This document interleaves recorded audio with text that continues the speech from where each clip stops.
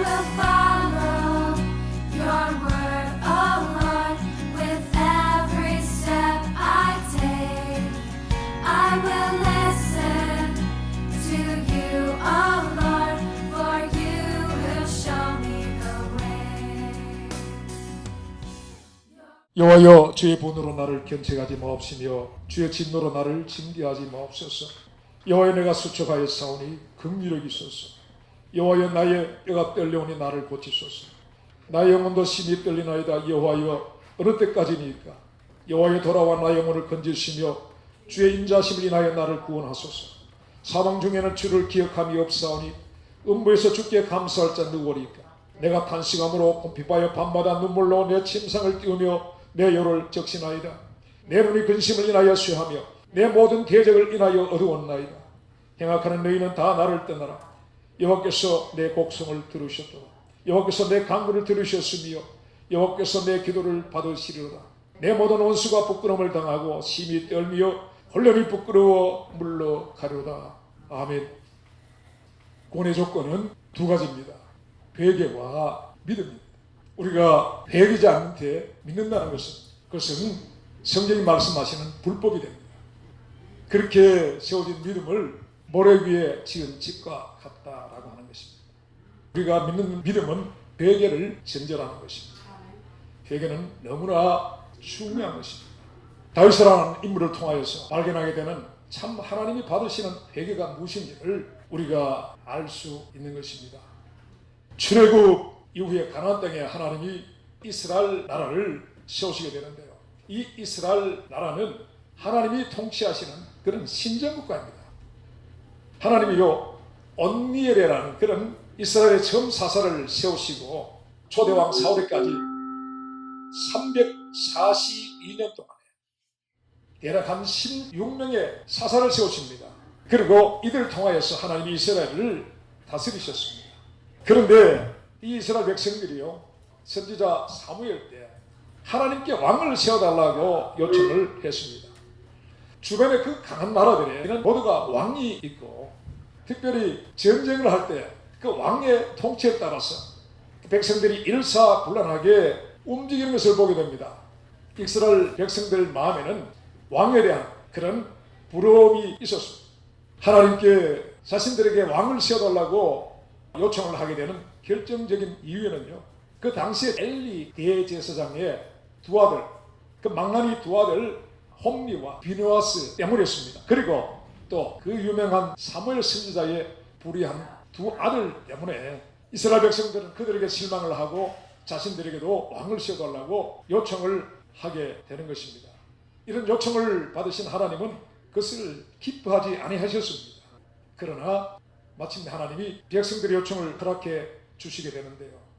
그렇게 해서 이스라엘의 초대 왕으로 기름 부음을 받고 시험을 받은 사람이 사울 왕입니다. 그리고 사울의 뒤를 이어서 두 번째 왕으로 기름 부음 받은 사람이 바로 다윗 왕이죠. 이스라엘은 이때로부터 왕정시대가 시작되는데 이것은 사사들에게 왕들을 통하여 하나님이 또 다른 그런 모양의 통치가 시작되는 것입니다. 이스라엘은요, 그 사사가 세워지는지 왕이 세워지는지 이스라엘의 영원한 주권자는 바로 하나님이신 것입니다. 그런데 여러분, 그런 이유로 시험을 받은 초대왕 사울이 어떻게 했습니까? 하나님께 범죄를 합니다. 이 사울왕은요, 하나님의 명령을 따르지 않는 거역의 죄를 짓게 되는데요. 이 사울이라는 사람이 왕이 되기 전에는 상당히 겸손한 사람이었습니다.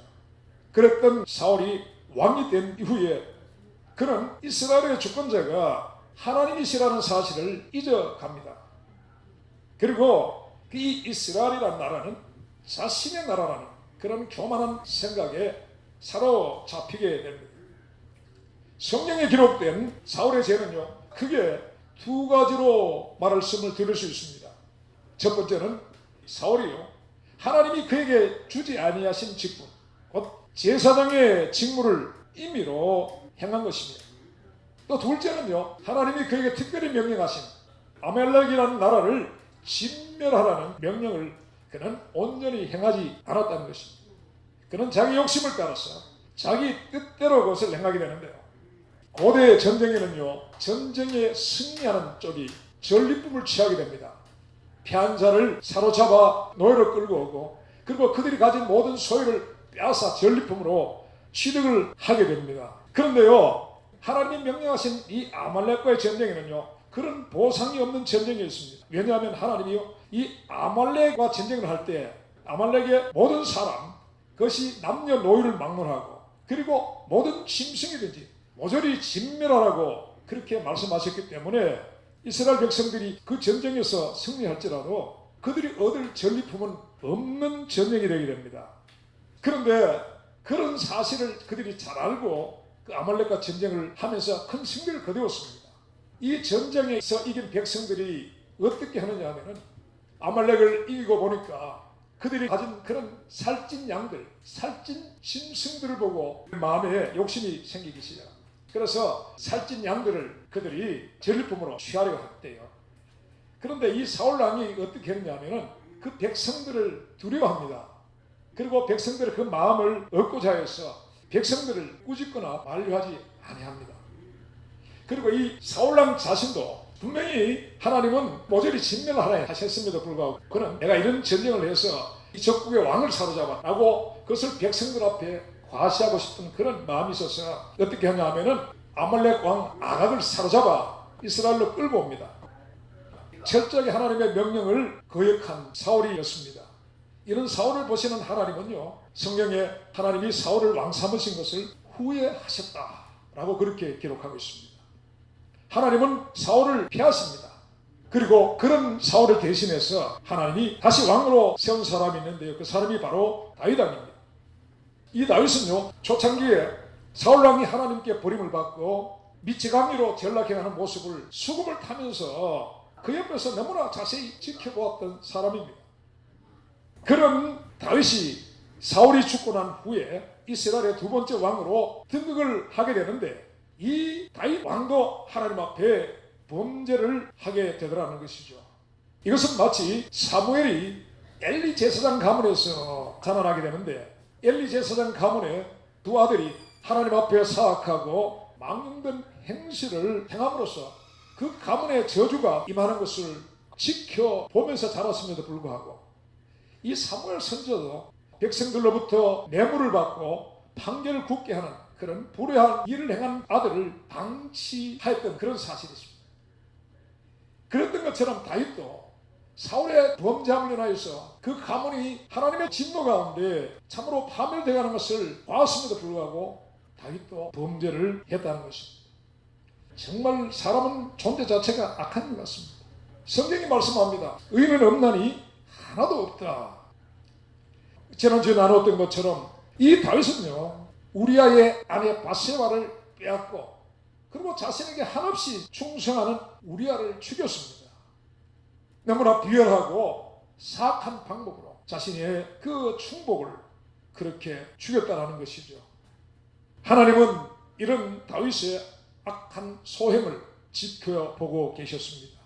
사무엘하 12장 9절의 말씀에는요, 다윗이 행한 이것은요, 하나님의 말씀을 업신여긴 것이다 라고 그렇게 말씀합니다. 그리고 10절에는 곧 하나님을 업신여긴 것이다 라고 그렇게 말씀하고 있습니다. 여러분, 두 명의 이스라엘의 왕이 하나님께 죄를 범했습니다. 사울 왕과 다윗의 이 범죄, 두 사람의 범죄 내용에 대해서 말씀을 드렸습니다만, 여러분은 어떤 사람의 죄가 더 무겁게 느껴지십니까? 여러분, 결과적으로 한 사람은요, 비극적인 죽음으로 끝이 납니다. 그런데 한 사람은 용서와 회복의 은혜 가운데 들어갔더라는 것입니다. 요셉이 지하 감옥에서 만난 두 관원이 있습니다. 왕녀의 떡 맡은 관원장과 술 맡은 관원장인데요, 두 사람이 똑같은 죄를 지었습니다. 그런데 이상하게 떡 맡은 관원장은 죽임을 당하고 술 맡은 관원장은 은혜 가운데 회복되어져서 다시 원래 자리로 돌아가는 것을 보게 됩니다. 여러분, 왜일까요? 왜 그런 것일까요? 여러분, 이 사울 왕의 죄는요, 윤리나 도덕적인 것이 아닙니다. 생각해 보십시오. 우리가 윤리나 도덕적인 관점으로 그를 비방할 게 별로 없습니다. 전쟁에 나가서 그 전리품으로 조금 가져왔고 왕을 좀 잡았는데 조금 완전한 순종은 아닐지라도 그래도 순종을 했고, 그리고 급박해서 어쩔 수 없이 자신이 제사장의 직무를 지내는 그런 사정이 있었습니다. 사울의 죄는 바로 하나님과 관계된 죄가 되는 것입니다. 그런데 이 다윗의 죄는 어떻습니까? 다윗의 죄는 참으로 비윤리적인 죄입니다. 자신에게 충성하는 부하를 죽이고 그 아내를 빼앗은 참으로 파렴치한 막장 드라마 같은 비도덕의 극치였습니다. 여러분, 어느 죄가 더 무겁게 느껴지십니까? 물론 죄의 크고 작음과 무겁고 가벼움도 주께서 판단하실 것입니다. 다만 여기서 우리가 생각할 바는 죄의 그 무겁고 가벼움이 아닌 것입니다. 모든 죄는 하나님의 심판에 빠지는 것이라는 그런 사실인 것이죠. 여러분 어떻습니까? 큰 바위가 물에 떨어지면 물에 빠집니다. 그러면 작은 모래 알갱이 같은 것이 물에 떨어지면 물에 뜨는 것입니까? 큰 바위나 작은 모래알이나 물에 빠진 것은 동일한 것입니다. 사울이 지은 죄는 어떤 죄냐면은 하나님의 말씀으로 말씀되지 못하게 한 죄입니다. 이 아말렉이라는 민족이 어떤 민족이냐 하면은요, 이스라엘 백성들이 출애굽하여 광야로 나왔을 때에 제일 먼저 전쟁을 걸어온 족속입니다. 이들은 에서의 후손입니다. 이 아말렉 족속은요, 광야 여정에 피곤하여 뒤로 뒤처져 있는 이스라엘 백성들을 등 뒤에서 칼로 치고 도륙했던 그런 자들이 바로 이 아말렉 족속입니다. 이 전쟁을 치르기 위해서 모세는요, 산에 올라가서 손을 들었고 모세의 손이 내려오지 않도록 훌과 아론이 모세의 양손을 잡아서 함께 기도를 했으며 여호수아가 그 전쟁을 치르게 됩니다. 결국 이 전쟁에서 이스라엘이 승리한 후에 주께서 이렇게 말씀합니다. 여호와께서 맹세하시기를 여호와가 아말렉으로 더불어 대대에 싸우리라, 그렇게 말씀을 하셨습니다. 하나님이 이 아말렉을 진멸하시겠다는 것이죠. 그래서 대대에 싸워서 끝내 없애버리시겠다고, 진멸해버리셨다고 하나님이 하신 것입니다. 하나님은요, 당신의 말씀대로 이루시기 위하여서 기름 부음을 받은 이스라엘 초대왕 사울왕을 통해서 하나님이 이 말씀을 이루려고 하셨습니다. 그런데 사울이 불순종함으로써 하나님이 당신의 백성 앞에 하신 그 말씀이 말씀대로 이루어지지 못하게 된 것입니다. 그 후에 히스기야 왕 때 이 아말렉 족속은요, 하나님이 말씀하신 대로 진멸이 되게 되지만은 이 사울은 어떻게 한 것이냐 하면 천지와 만물을 하나님이 말씀하시는 것이 생겨나도록 지으신 하나님의 그 말씀을요, 이 사울이라는 한 사람이 하나님의 정하신 그 말씀을 이루어지지 못하도록 그것을 가로막았다는 것입니다. 참으로 하나님으로 하나님 되게 하나님의 그 영광을 돌리지 아니하고 하나님의 영광을 가려버렸습니다. 그런 사울을 보시고 하나님은 왕 삼으신 것을 후회하셨다라고 그렇게 말씀하십니다. 하나님이 후회하시도록 한 피조물, 이 사울, 참으로 그는 무서운 죄를 하나님께 지은 것입니다. 여러분, 그렇다고 다윗의 죄도 이 사울의 죄보다 결코 낫다고 말씀을 드릴 수가 없습니다. 그는 하나님의 말씀을 업신여겼습니다. 곧 하나님을 업신여기는 죄를 지었습니다. 이 다윗도요, 사울이나 마찬가지로 하나님의 심판에 빠질 죄인이 된 것입니다. 근데요, 그럼에도 불구하고 사울은 정죄받은 대로 파멸의 길로 달려가서 그는 끝내 죽임을 당하게 됩니다. 그러나 다윗은 용서와 회복의 길로 나아가게 되었습니다. 왜 그럴까요? 두 사람의 결과가 왜 이처럼 다른 것일까요? 단 한 가지, 그 이유는 회개 때문입니다. 다윗과 사울의 차이는 단 하나, 회개입니다. 사울에 관한 기록 속에요, 이 사울이 회개했다라는 말이 없습니다. 그 위대한 선지자 사사 사무엘의 충고가 그에게 있었지만 그는 회개하지 않았습니다. 끝내 회개하지 않고 파멸의 길로 달려가는 사울을 위하여서 사무엘이 정말 밤을 새우면서 그는 슬퍼했다라고 그렇게 기록하고 있습니다. 사울에게는 적지 않은 기간 동안 그는 이스라엘을 다스리면서 하나님께 회개할 시간이 주어졌지만은 그러나 끝내 그는 회개하지 않았습니다. 이 사무엘이라는 위대한 선지자가 있었음에도 불구하고 그렇게 했습니다. 그러면 다윗은 어떠했습니까? 다윗도 범죄 이후 거의 1년의 시간 동안 그는 그 죄 자리에 머물러 있었습니다. 회개하지 않는 채 지냈습니다. 다윗은 하나님도 그리고 백성들도 자신의 죄를 모르는 것처럼 생각하고 그렇게 행동을 했습니다. 어리석은 것이죠. 하나님은 그러한 다윗에게 선지자 나단을 보내십니다. 이 나단 선지자는요, 성령에 자신의 어떤 예언을 기록한 것도 하나 없는 그런 이 사무엘 선지자와는 비교할 수 없는 작은 선지자입니다. 그런 작은 선지자가 다윗을 찾아가서 말합니다. 많은 짐승의 떼를 가지고 있는 불의한 부자가 있는데 그에게 친구가 찾아오자 이 부자는 자신의 이웃에 있는 가난한 한 과부가 자식처럼 키우는 한 마리 양을 빼앗아서 그 친구를 대접했다는 것입니다. 그런 이야기를 들을 때 다윗은 자리에서 일어나서 대놀라 그런 말합니다. 여호와의 사심을 가리켜 맹세하노니 이를 행하는 자는 마땅히 죽을 자라. 그는 자기가 지은 죄가 하나님 앞에 마땅히 죽을 죄인 것을 스스로 토설하게 된 것입니다. 하나님은 그렇게 하신 것입니다. 그런 다윗을 향하여 나단 선지자가 말합니다. 당신이 바로 그 불의한 부자, 그가 바로 당신입니다. 나단 선지자의 이 말은요, 다윗의 영혼을 흔들었습니다. 그리고 다윗의 마취된 양심이 화들짝 놀라면서 깨어 일어나게 됩니다. 주께서 잡히시던 밤 베드로는 끌려가신 예수님을 벌칙에 따라 대제사장에 들에 있었습니다. 그런데 너무나 추워서 불을 쬐기 위해서 불 옆에 갔는데 작은 요정이 베드로를 향하여 말합니다. 너는 저 예수라는 자와 같이 있었던 사람이다 라고 했을 때 그는 그 사실을 부인하며 나는 그를 모른다. 나는 그를 모른다고 부인을 했는데도 불구하고 그 여종이 계속해서 질책을 하자 그는 나중에 예수님을 저주까지 했습니다. 저주까지 했습니다. 그러면서 그는 불을 쬐고 있었는데 그때 닭울음 소리가 들려집니다. 닭울음 소리가 들려질 때 베드로는 화들짝 깨어 일어나. 그리고 그는 좀 전에 자기가 그리스도를 향하여 무엇을 했는지를 깨닫게 되고, 그럼 베드로는 밖으로 달려나가 대성통곡을 하게 됩니다.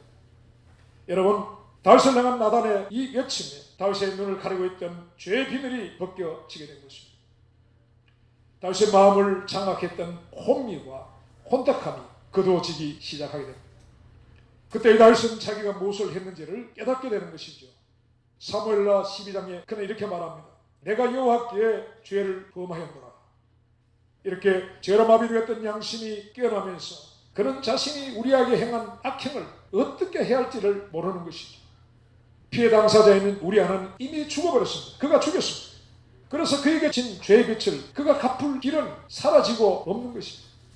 그리고 그는 광야의 목동에 불과하던 자신을 이스라엘의 왕으로 세우시고 또한 지금까지 지키시며 인도하시며 모든 전쟁에서 승리케 하시고 모든 좋은 것을 허락하셨던 그 하나님, 직한 은혜와 사랑으로 사랑해 주셨던 그 하나님의 사랑과 기대를 저버리고 하나님의 눈앞에서 행한 자기의 범죄가 그를 견딜 수 없게 만듭니다. 그래서 그는 즉시 처절한 죽음 같은 베개의 자리에 들어가게 됩니다. 이때에 다윗이 쓴 베개의 시편이 7개가 있는데요. 시편 6편과 시편 32편, 38편, 51편, 102편, 130편, 143편이 있습니다. 그런데 오늘 저와 읽은 시편 6편에서 그는 이렇게 말합니다. 여호와여 내가 소척하여 사오니 긍휼히 있소서. 여호와여 나의 뼈가 떨려오니 나를 고치소서. 내 영혼이 심히 떨리나이다. 내가 탄식함으로 궁핍하여 밤마다 눈물로 내 침상을 띄우며 내 혀를 적신하여 내 눈이 근심을 인하여 쉬하여 내 모든 계적을 인하여 어두웠나이다 라고 말합니다. 여러분, 이 다윗의 회개는요, 어떤 회개냐? 뼈가 떨리는 회개였습니다. 영혼이 떨리는 회개였습니다. 영혼과 육체가 사망에 이르는 같은 그런 회개였다는 것입니다. 그가 밤마다 흘리는 애통의 눈물이 그의 침상을 띄웠다고 합니다. 그의 눈물이 혀를 적셨다고 합니다. 탄식과 곰핍이 그의 영혼에서 터져나오고 죄책으로 인한 근심이 그의 눈을 시하게 만들었다라고 말씀합니다. 어떤 사람이 이렇게 말합니다. 다윗 같은 죄를 짓기도 어렵고 다윗 같은 회개도 어렵다라고 합니다. 여러분, 이런 다윗의 통절한 회개에 그 절정을 볼 수 있는 곳이 있습니다. 회개의 시편 51편 4절의 말씀입니다. 거기서 이렇게 말합니다. 내가 주께만 범죄하여 주의 목전에서 악을 행하였사 주께서 말씀하실 때에 의로시다 하고 판단하실 때에 순전하시다 하리이다.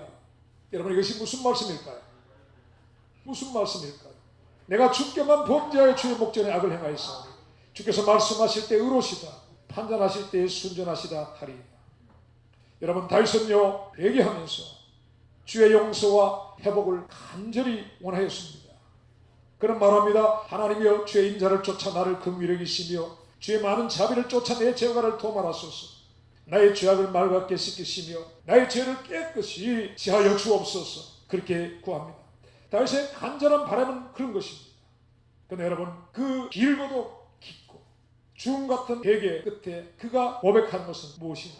바로 주께서 말씀하실 때에 의로우시다, 판단하실 때에 순전하시다 하리다였습니다. 여러분, 이 말씀의 의미는 무엇이냐? 주께서 내게 어떤 말씀, 어떤 심판을 내리시더라도 주님이 옳습니다.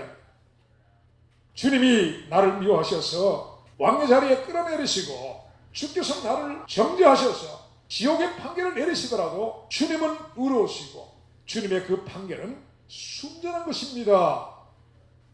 내 뜻대로 마옵시고 주의 뜻대로 하옵소서라는 그런 말씀입니다.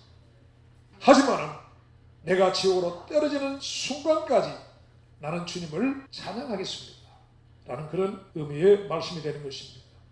사랑하는 여러분, 회개나 믿음은 그 본질이 같습니다.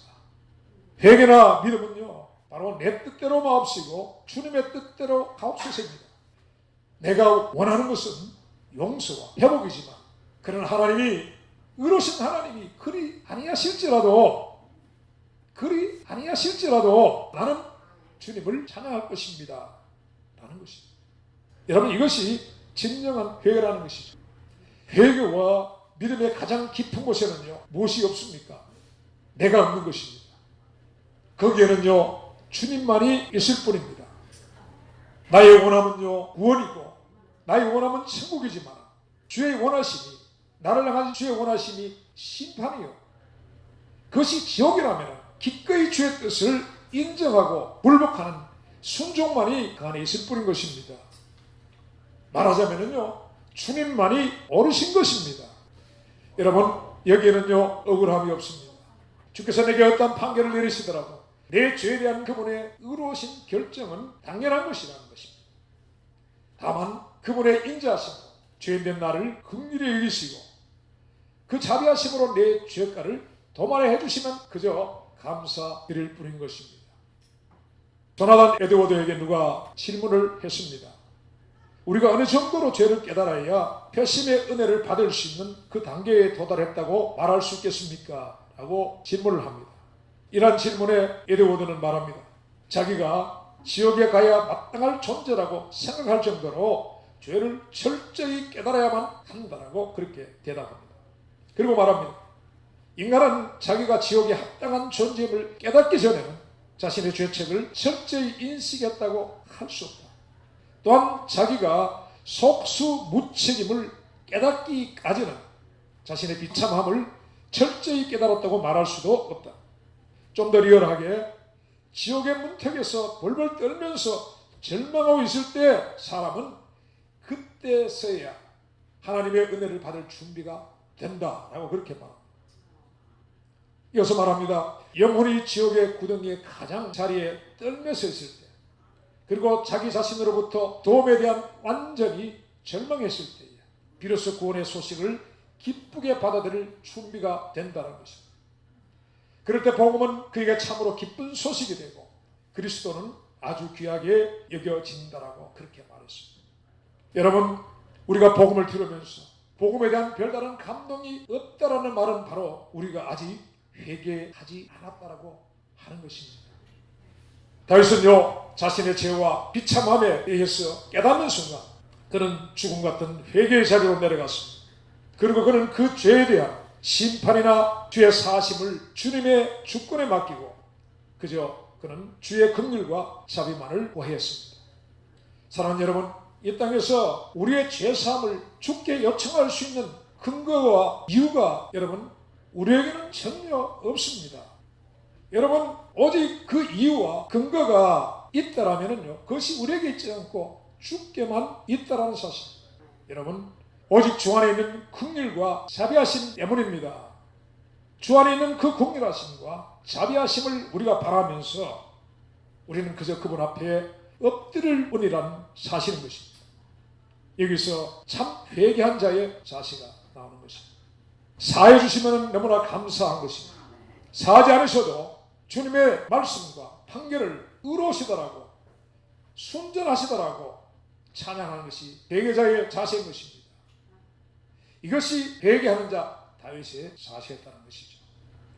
근데 여러분, 사여 주시면 감사한데, 근데 만일 사여 주시 아니하신다면은 분함으로 이를 가는 자는 회개한 자가 아니라는 사실. 성경에 보면 그런 사람이 나옵니다. 잔치자리에 초대를 받던 사람 가운데 예복을 입지 않은 사람을 임금이 발견하고 그를 결박하여 바깥 어둠 가운데 내쫓으라고 했습니다. 그런데 그는 거기서 슬피 울며 이를 갈았다고 합니다. 그리고 달란트 뒤에서 한 달란트 받은 자가 주인의 것을 땅에 묻었다가 주인에게 돌리면서 주인을 불의한 자라고 했을 때 그 주인이 그를 묶어서 바깥 어두운 데 던지라고 했습니다. 그런데 그는 거기서 슬피 울며 이를 갈았다고 하는 것입니다. 여러분, 슬피 울며 이를 가는 자는요, 회개하지 않는 자인 것입니다. 회개하지 않는 전형적인 모습을 우리는 성경에서 보게 된 것입니다. 회개한 자 다윗은 말합니다. 주께서 말씀하실 때에 의로우시다, 판단하실 때에 순전하시다 하리라. 이것이 하나님의 심판에 대한 다윗의 자세예요. 이 자세는 오직 회개한 자에게만 나오는 것입니다. 하나님은 이런 회개한 자 다윗을 사여 주십니다. 나단 선지자는 그런 하나님의 뜻을 다윗에게 전합니다. 여호와께서 당신의 죄를 사하셨나니 당신이 죽지 아니하리라 라고 그렇게 말합니다. 캄캄한 죽음의 절망 가운데는 다윗에게 빛이 임한 것입니다. 그럴 때 다윗이 노래합니다. 허물의 사심을 받고 그 죄의 가리심을 받는 자는 복이 있고 마음에 간사가 없고 여호와께 정죄를 당치 않는 자는 복이 있도다. 다윗의 고백이요, 로마서 4장에 바울이 인용을 합니다. 그리고 이 다윗의 고백을 기초로 해서 신약 복음의 기초를 놓게 되었다는 사실입니다. 사랑하는 여러분, 구원의 조건은 두 가지입니다.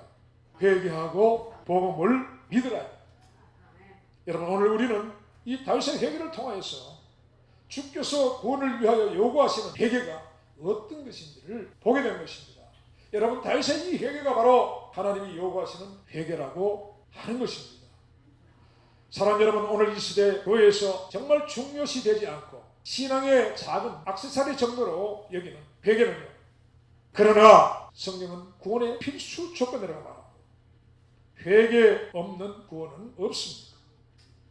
그리고 두려운 것은요, 오늘 우리가 생각하는 회개는 주님이 요구하시는 회개가 아닐 수 있다는 것입니다.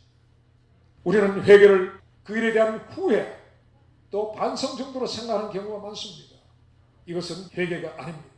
우리는 다윗의 범죄와 회개를 보았습니다. 우리도 다윗처럼요, 죄를 지을 수 있는 존재입니다. 그리고 다윗보다 더한 죄를 지을 수도 있을 수도 있는 존재라는 사실입니다. 그러나 문제는 그 지은 죄에 대한 우리의 자세가 더욱 중요하다는 사실입니다. 후회와 반성이 아닙니다. 오늘 말씀처럼 뼈가 떨리고 영혼이 떨리는 두려움과 눈물로 침상을 띄우고 열을 적시는 통회, 이런 죄에 대한 심판을 주께 맡기고 처분을 기다리는 자기 부인의 자세, 이것이 성경이 말씀하시는 회개라는 사실인 것입니다. 그래서 역설적인 사실은 다윗의 이런 넘어짐과 실패가 오늘 저와 여러분을 일으켜 세우는 몽학 선생이 되었다는 것입니다. 믿음의 사람 다윗의 실패까지는 오늘 우리를 살리시는 손으로 사용하시는 기쁘신 하나님의 지혜와 지식의 부유함을 우리가 찬양드리지 않을 수 없는 것입니다. 사랑하는 여러분, 이런 다윗의 회개의 심령이 저와 여러분에게도 임하게 되시기를 바라는 것입니다. 기도하시겠습니다. 주님, 주께서 빛을 비춰주시고 깨우쳐 주시지 않으신다면 죄를 품고도 수치와 부끄러움을 느끼지 못하고 회개 자리에 들어갈 수 없는 우리의 모습을 다윗을 통하여 확인하게 됩니다. 주여, 우리를 긍휼히 여기시고 불쌍히 보셔서 굳어진 우리 마음과 양심의 회복을 주옵소서. 죄에 대하여 토설하고 자복할 줄 아는 심령과 애통함의 은혜를 허락하여 주옵소서. 예수님의 이름으로 기도합나이다. 아멘.